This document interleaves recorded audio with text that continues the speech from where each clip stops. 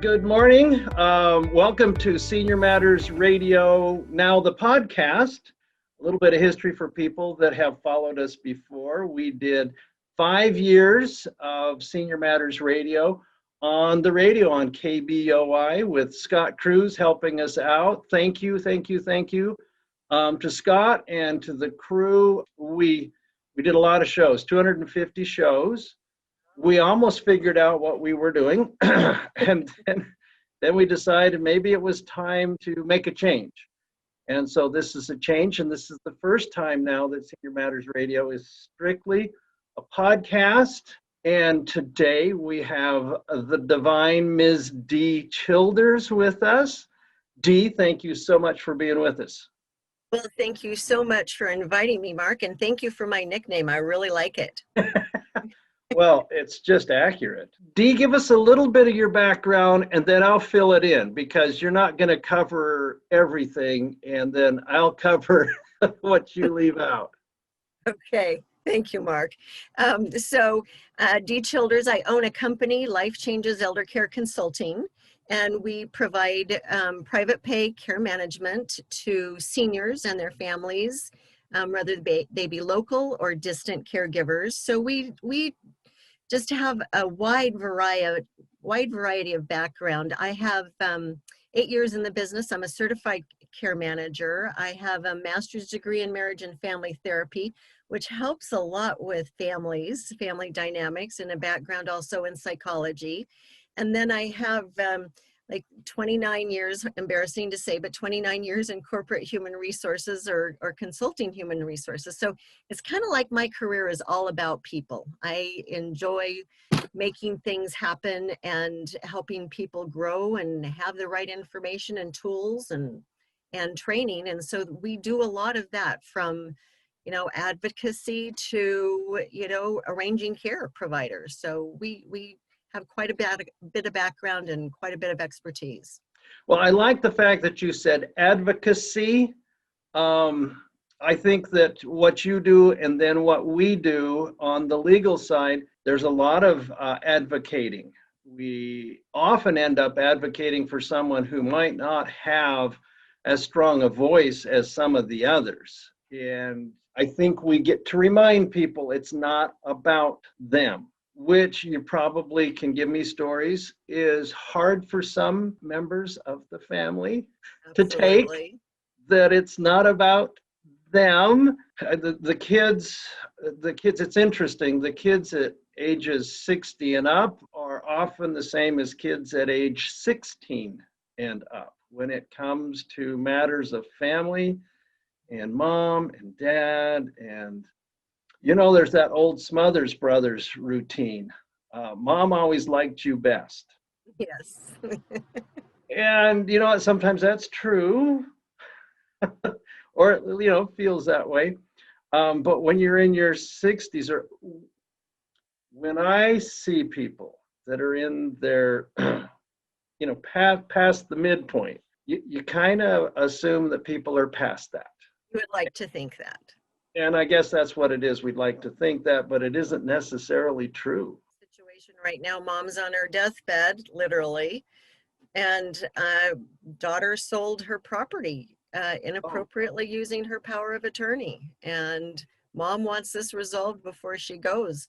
I kind of don't want to get it resolved because I think she'll pass, but it's really weighing heavily on her. So there's the inner family, right, at the kid level. And then there's the up and down. It's, mom and the kids. And I don't know, it feels to me like we have some issues from when we're kids, or maybe when we were teenagers. I've always argued that when mom or dad are here and they're in good health, cognitively strong, we kind of put that aside. We push that down, and we don't fight about that. We don't talk about that while they're here. But when one of them's gone, or when their health declines, it's like that comes bubbling back out.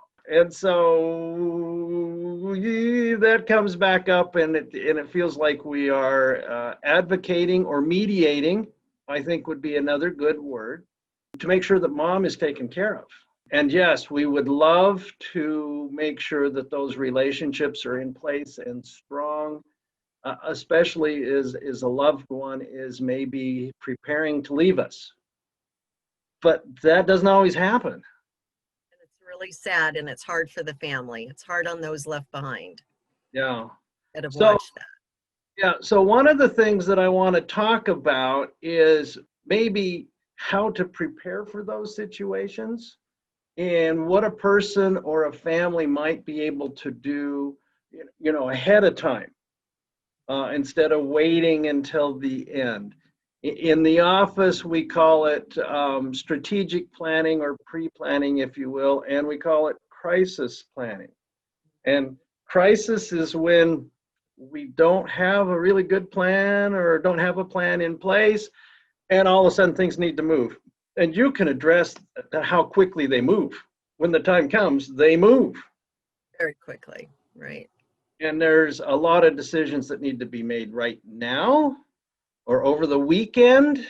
And so we call that crisis planning. And we try desperately to avoid that. Our goal, an ultimum outcome for us would be we're not stuck in that crisis situation without a plan, without, we want the kids to understand we've got something in place and we anticipated, if not this very scenario, one like it. And so here's what goes into play next. But dang it, Dee, that's a struggle. We not good at getting people to move. People want to put it off, and I remember being that person, with my head under a rock, and it's really ineffective and hard when the crisis comes. So I think having those conversations early, like you don't have to wait until people start to move into their senior years to start having conversations with each other about, what's going on with you medically, what's going on with you financially. Do you have your legal documents? So, what it always amazes me, Mark, that people think that you don't need a healthcare power of attorney until you're close to end of life. And the truth of the matter is once you turn 18, you need a healthcare power of attorney because you're now adult and you need to decide who's going to make those decisions for you. And I'm amazed at people that don't have their documents done for at least their powers of attorney for healthcare and for financial. But these are benign things in and of themselves if they would just feel comfortable initiating some conversations. So it's not an event, it's a process, and you start the conversation slowly and gently. Yeah. So we've had an interesting situation since about March 13th of this year that has brought a lot, to the forefront. And so you were talking about needing a healthcare power of attorney or even a, financial durable power of attorney. And of course, we don't think about that. But since about March 13, 2020, we're finding out that more people than we originally thought should have a power of attorney or healthcare power of attorney and should have it in place right now. Why can't people begin that conversation? What's going on? You're the one with the degrees. You can tell me all this stuff. Well, I don't know, the degrees prepared me for it, so. But bottom line is denial. And, I learned this in graduate school and undergraduate school. Our first line of defense is denial. So deny there's a need, denial there's a problem or there's a potential problem. And so it's really choosing to break down that barrier of denial. We're all human. It can happen to us, whether it be COVID, a car accident, some other medical condition. Some other flu bug. It's just inevitable that something will happen. And so you need to have decided, preferably, who you'd like to make your medical decisions if you're unable. Because we know that, Mark, that the power of attorney for healthcare only comes into play when you can't make your own medical decisions. Yeah. So I think that's one of the other things that people get a little freaked out about is like, oh, well, then they can make decisions for me. No, Only if you're incapable, you don't have, you're too sick, you're, under anesthesia, you're unconscious, whatever, delirious, you make your decisions right up to that time. So I, you said something, and it's really interesting to me that it's the amygdala in the brain, right, that gives us the fight or the flight. What's the denial? Does that come out of that? Is that the flight? We're just gonna put the head in the sand. And by the way, ostriches don't really do that. Only humans put their head in the sand. I promise. It's a human thing, not ostriches. There's all these old, wives' tales or things like that. I love that when you find out if it's a debunked. I can't get the Yeah. word out. Debunked. So thank you for that one. I appreciate knowing that. But yeah, your head in the sand, doing nothing is still doing something, and it's nothing, and it's not helpful. Yeah, it doesn't seem to be a very effective technique for these situations. And yet, statistics run from like 15% to maybe 50% of Americans have an actual written estate plan, including these documents. And you can't pin it down because, well, the people that are in denial also tend to maybe not tell the truth. And so, the statistics are really hard to pin down, but somewhere between 15% and just a little over half of people actually have sat down, put together a plan, committed it to paper, signed the papers, and are ready to go. And it just seems to me that denial for generations now is not your best option. Well, and not only is it not your best option, but then there's the group of people that have done these documents and had the wherewithal to sign the form and then stick it in their file cabinet, don't tell anybody about it, and don't give them copies. So now you think you're power of attorney, but you don't have anything to show for it, and nobody's going to listen to you just saying, well, I know I have it. And that's, I'm the power of attorney for my mom. Sure you are. Because your brother was in here just last week saying he's the power of attorney for mom. And then your sister dropped by and we've always kind of, till not too long ago, we had the multi-generational home. Mom and dad would move in with us, or they lived next door. We had the farming situation. They lived next door. When they got old enough, we stepped in and we took care of things. And, Doc Jones would come by and visit with us. And, he knew us since we were little, we were born, that type of thing. And maybe that worked. Right? Maybe that worked. We didn't need to have all the documents. We didn't need to have a big plan because I knew that my kids were going to step in and take care of me.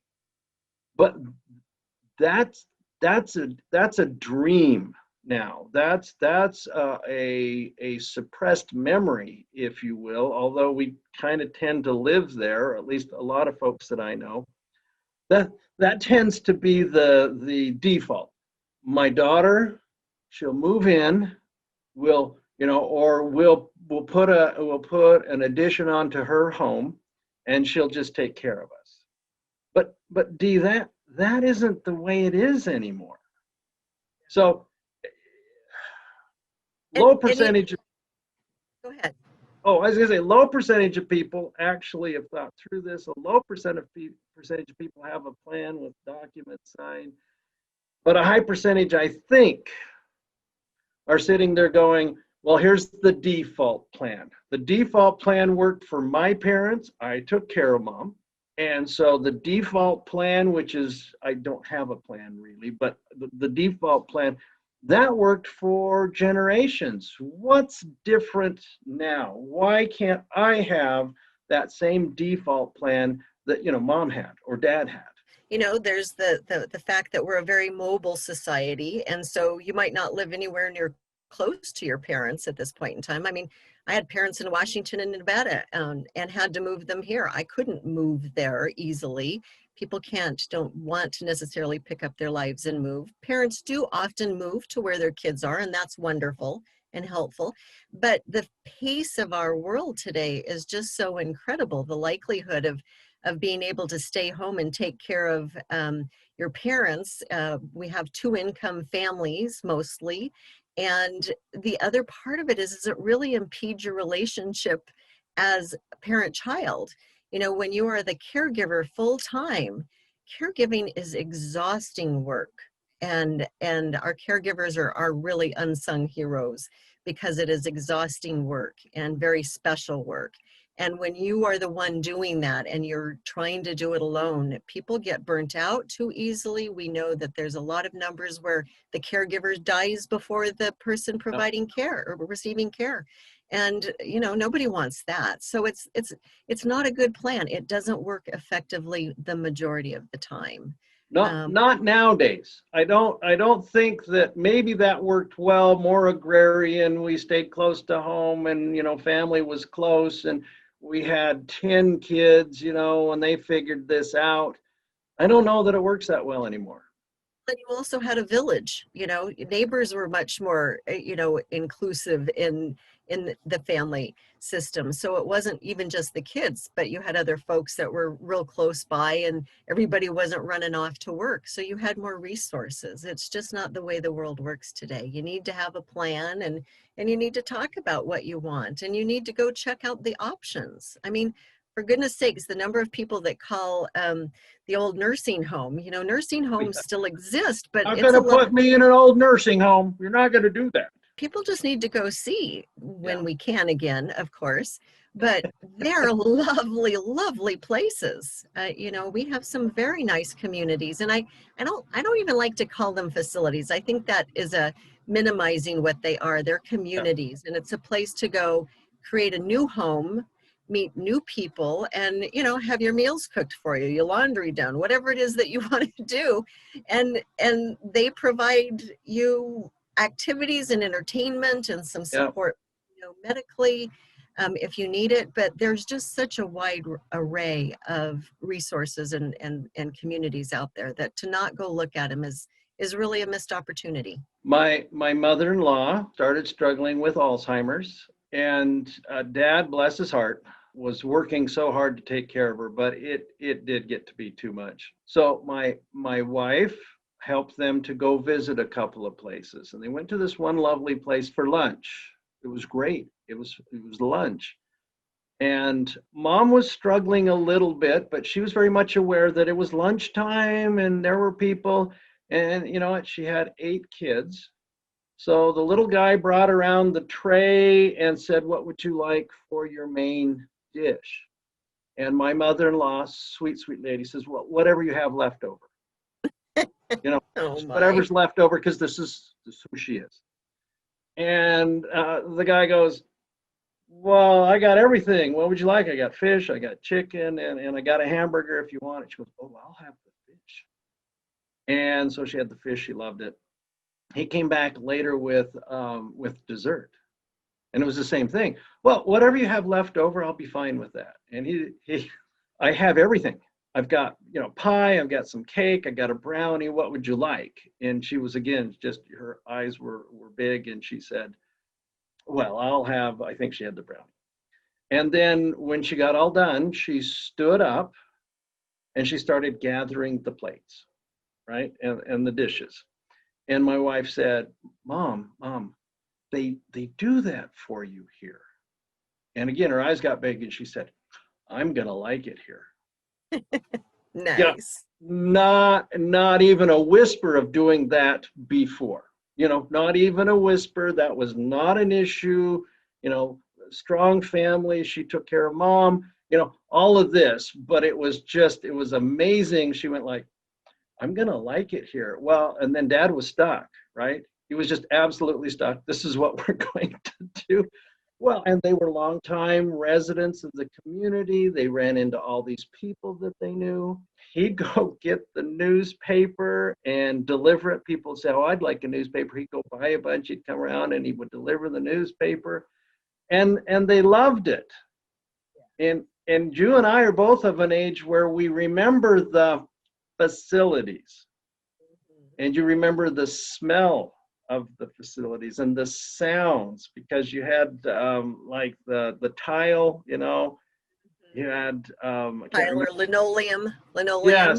and it was hard, and the smells, and oh my goodness, I haven't been in one of those for, I don't know, 40, 50 years. Well, and it's true that the true nursing home, which is a level of care, and I think people misunderstand that there's independent living, assisted living, memory care is assisted living on steroids, and then there's skilled nursing. Yeah. And then there's some levels above that where you get to the hospital, but a skilled nursing facility is a medical facility. You only go to a nursing home if you need 24/7 nursing care. Which is, That's not what yeah. most people go to. Yeah. Well, and which is usually for a short period of time. That state generally is not a long period of time. It ends up being rehab. If you get to that point, you may be there for a while, but if that's what people call the nursing home, that's not the most popular anymore. And even the rehabs, they're specialty rehabs. Oh my gosh, they're beautiful, and they're Oh my gosh. small Yeah. and really good food. And yeah, no, the industry has figured out that we have to meet the needs of our upcoming clientele, and the diversification. You're where you need. How much help do you need? And that's the kind of community that you move to. So in thinking through that and looking at what's available when we get to that stage, when should people be talking about this? When should they start thinking through this? I mean, what kind of planning and when should people be looking at this? Because it's not just about me. I need to bring the family and get them involved in this whole planning. Well, I should, I think is the answer. I should get them involved. So talk to me about that. When should we start? What kind of discussion should we have? I think the earlier the better, is just make it a normal part of what you talk to each other about. It again, it's not an event. It's not like it, all right, you go on Social Security, now you need to do it. Or you turn 75, now you need to do it. Now you're 90, you need to do it. No, it's a process. Start talking about those things early when they're non-threatening. I think you should start talking about it before it looks imminent. It's down the road, because then it reduces the threat. That fear or flight, fight or flight it doesn't need to be there, because it's not relevant right now. So let's talk about it because it's in the distant future. And you just start having those conversations gradually. So at some point in time is important, but I think the earlier the better, because it's non-threatening. And it's like, you can use, a friend of mine lost her father yesterday, and they were about ready to move him to a community, but he took so long to agree to get there, and it was a lovely facility, and now he's gone, and that's not the time to do it. So It's a little late at that point. I think it's really about quality of life. And it's about what makes quality in your life for you, and to talk to each other about that. We can't come up with every specific example that we might have to have a decision for, or somebody to take action on. So you talk about it in the bigger picture. What's my health look like right now? Let's talk about that, so people know, all right, well, my heart's a little weak. So I need to be paying attention to those kind of things. But you start these conversations early, so they're not threatening. And then when it is necessary, it's like, well, we've been having these conversations for years, and here's what I know about mom or dad or both of them. And then you can just start moving into, making plans and actionable plans. So I think earlier is better. Well, it seems to me that you could come up with a number of triggers, and I like the concept of quality of life, so that you could talk about, well, if my mobility is severely challenged, well, Mom, what would you like to do if you just can't get around the house anymore? You know, let's talk about that. What does that look like? If my hearing is such, that I'm just not hearing the way I was, okay, that's a trigger. Well, what would you like us to do? My mom's having some issues with some eye problems. Well, what does that mean? What do we need to do? And that's not a time, that's not a time sensitive thing. That is a quality of life or, trigger for when we could move to the next discussion point. Or, yeah, do we need to follow through with that place that we visited that one time and you really liked it? Should we go back and have lunch? So I like that concept of maybe there's some triggers, not just when you're 75, but at this point in time where, dang it, you just, the arthritis in the knees is making it difficult for you to do this. And finding the plan does not have to be a community, or at least not right away. There are other options, but not if we don't talk about it. Exactly. Because there may be a family situation that works out if you had discussed it and planned for it in Right. advance. I think there's kind of a mnemonic that you want to talk, the triggers for some of those conversations is when there is a decade birthday, when there is a major medical change, something happens medically, you have a death, you have, I'm sure there's probably a divorce in there because we're doing these things at all different stages of life. But anytime there's kind of a life changing event, I think is a good time to kind of sit down and assess and say, well, let's talk about things. We've got another decade birthday here. We celebrate our decade birthdays hugely. So maybe we should have another tradition there, which is we talk about some of this stuff. And actually we do at our dining room table. We have kind of an odd table. We talk about death and we talk about how we want to go and we talk about what's important to us, but it's because I'm in this business and I want to know what my loved ones want, and I want them to know what I want, and I want them to know, well, I have the capacity to share that with them, and to know that it's not engraved in stone. It can change at any point in time. Oh, yeah. But there's some things that aren't going to change. I have a client at a certified family home here in Boise, and where they're at is like exactly where I want to be. So I have a picture now in my mind of what makes quality of life for me, and it's nature, and it's having to see trees outside and living plants and animals. And when I, saw their home, so that's, as a step back, that's another example. Certified family homes are really have evolved significantly, and they now take in people other than their own family. They started just from being facilities or communities, homes that took care of their loved ones. Right. Yep. But now they do it for other people, and there's great homes out there, and they're like, 4 people max, and you're living in somebody's home that takes care of you. So anyway, there's just so much out there, but figuring out what it is and when you're going to talk about it, and don't wait till a crisis. Well, it seems to me that denial, and I'm guilty of this, that we've been in meeting with some people and they won't move forward because they don't need anything, and this isn't going to happen. And I will come out and say the denial is strong with this one, and it is. Oh my goodness! But a flip side to this is we're talking about denial. Is it's not always mom that's in denial. Oh, absolutely. And that's a tough one. So, adult children do that too. I've seen it at a number of different levels, and I had some sweet people in, parents. They worked hard to put together a plan. We like to have a family meeting after we put together a plan, and we walk the kids through it.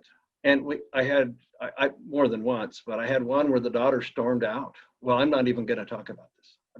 Mom, you're not going to die. I just can't even. And she was struggling. She really was struggling. And it made mom really sad, because I think mom had worked really hard to address her mortality. She knew that this was a possibility. And she was, you know what, she was making a tremendous gift to the kids. I don't mean in terms of economics or any money or anything like that. She was making a great gift to the kids. And she was putting together this plan. We worked hard on it. She thought through this. This was hard work. And Dad did too. Dads aren't always most in tune with the kids, but you know, they worked really hard. And this daughter just flat out not going to talk about it, you know, and mom was just in tears. She's like, we've got to discuss this. We've got to know about this. And then we also get the kind of the subtle, oh, sure, I'll be the personal representative, or I'll be the trustee, blah, blah, blah, wink, wink, nod, nod. I'm not going to have to do that, you know, that type of thing, which is, again, just subtle, but total denial, you know, just, no, not gonna address this. So that's another part of this, when we can get mom and dad to think through it, address it, and go, here's what I need to do. We need to communicate that. And I don't suppose you ever have that opportunity. Yes, sometimes we have the opportunity, sometimes we don't. You know, some people are just won't move off of the dime to have the conversations. And you know, I think we say, you know, there's two things that are guaranteed, you know, death and taxes.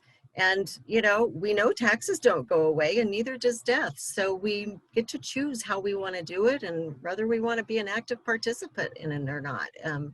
Again, denial doesn't make it go away. So yeah, those are tough conversations. And so again, my reason for why we want to do this earlier, when it's not a threat, you know, it's not, it doesn't look quite so imminent. It's on the horizon out there. So that kind of takes some of the air out of it. Right. It takes some of the emotion out of it, not completely. We can talk in terms hypothetically. Mom, you know, you're not going to die, but you know, she's young and vibrant still. You can still talk about it. But you know, if something happened, yeah, you know, I would jump in. I would do this. Now, this is interesting to me because just this last Monday was 8 years ago that my father passed away. Mom is still angry with him for just leaving, right? She's just angry that he left. He left her. And yes, I've had that conversation because I'm a male and I'm her son. And we talked about, well, Mom, I don't know that he had a choice.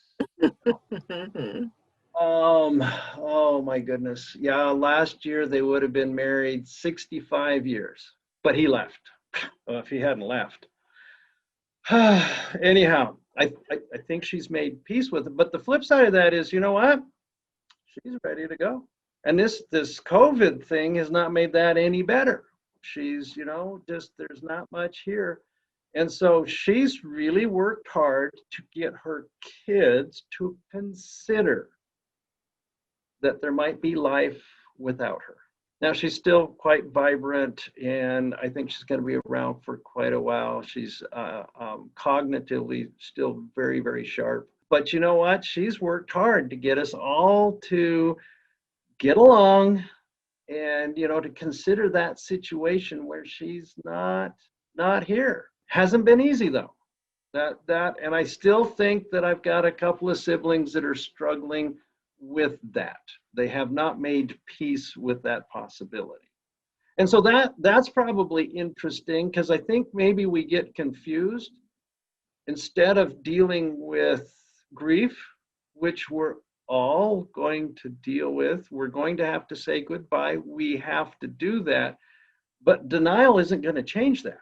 And you know, there's tools out there that families can use. One of them I really like is Go Wish. And I use that with families to have these kind of conversations. And so I have 8 decks of the Go Wish cards, and we sit around the table and everybody sorts into piles what's most important to them, somewhat important to them, least important to them. And we work through that process until you get down to the 10, only 10 most important things. And then we share around the table. They share, and I facilitate the conversation. And it's so interesting what people learn about each other. Just it's a benign way of starting those conversations. And people can do that online if they wish to. It's the Go Wish is free. You can go do your own sorting and print it out, and everybody could do that. But that's a nice way to start those conversations. Well, what is most important to you? You know, maybe it is to have your priest visit you. You know, Yeah. what is most important? And people are really often quite surprised to find out what each other thinks. So finding that little non-threatening way to have those conversations, I think is really helpful. And sometimes it's talking about a friend of yours in a situation that's not gone well, and maybe we want to make sure we don't do that, or a situation that's gone well, we want to duplicate that. Whatever it is, whoever it is, whether it's mom and dad that initiate the conversation, or the kids, or someone from the outside, it doesn't really matter who initiates it. What matters is that the conversation starts, and it's a start. Yeah, I could see that going both ways. It could be mom or dad initiating the conversation because the kids are struggling with that. Or the kids, starting initiating that conversation. Mom and I, and I'm sure my other siblings have had those conversations where mom looked at something and said, "Yeah, I don't want that. We need to avoid that." Well, that's an opening to discuss something. Well, and I think the other part of it is we just we don't automatically know what these conversations should be like, right? Right. It's just like, well, okay, the document is done, that's it. No. So, it's not just the documents, it's the conversation. And, start it relative to what makes your life worth living right now. What's important to you? What do you like? What do you not like? So there's ways to start this kind of conversation with it, not necessarily having to be about end of life, because that is way Yeah. out in the future. Let's talk about it now, and then Yeah. talk about it, you know, at holidays, or just make it part of the ritual. What makes your life worth living right now? And then it makes it kind of easier to move into some of the harder conversations, where you do talk about end of life. But if you've normalized it through your adult years, then it's not as big a deal. So I think normalizing it makes it much easier. Well, and that harkens back to the old plan, right? The more agrarian society, this was just normal. This was going to happen. You know what? You had a wake in the home. The dad's Parlor. body, yeah, dad's body was right there while people came by. And some places they had maybe the Irish had a pretty good party. I think that's an old joke, the difference between a wake and a wedding, and at the wake there's one less to drink the whiskey.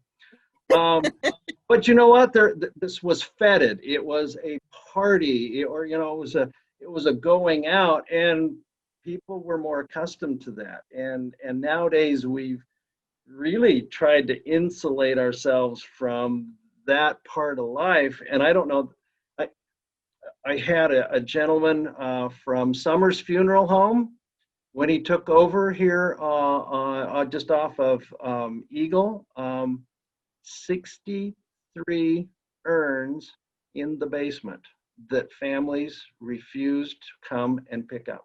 They had nothing. They didn't have a ceremony. They didn't have a funeral. They didn't have a memorial. There was a cremation, and Summers had 60 something that nobody picked up on. We can't do that. We've got to have this conversation. And I like what you're saying about normalizing. That's life. It's part of it. It's going to happen. Well, and because, to that point, the wakes that happened in the parlor, we were all brought up around death, because it was in our home. When grandma died, we were there and we saw her, and we've insulated ourselves so much from that it's kind of surreal. And I think it makes it easier to put it in a box. So we have to find ways to normalize these kinds of things again. Which is the conversation. Got to have the discussion. Well, listen, we're running out of time today. I think I'm going to say it in that way. I think we've had a great conversation, but to me, it was kind of a beginning conversation. I think there's more to cover. So I don't know for sure when we'll get back together, but we will absolutely get back together and we will continue. I don't think we can finish this conversation, but I think we can continue it. Tell us how to get hold of you and how you can help out. Well, thank you, Mark. And I really, really appreciate having the opportunity to be on your podcast, let alone your first podcast. So thank you for that honor. I am easy to get a hold of. Our website is lifechangeseldercare.com. And you can actually sign up for an appointment with me right on the website. We have a couple of special projects. We're doing kind of a COVID backup plan in case what's going well right now doesn't work.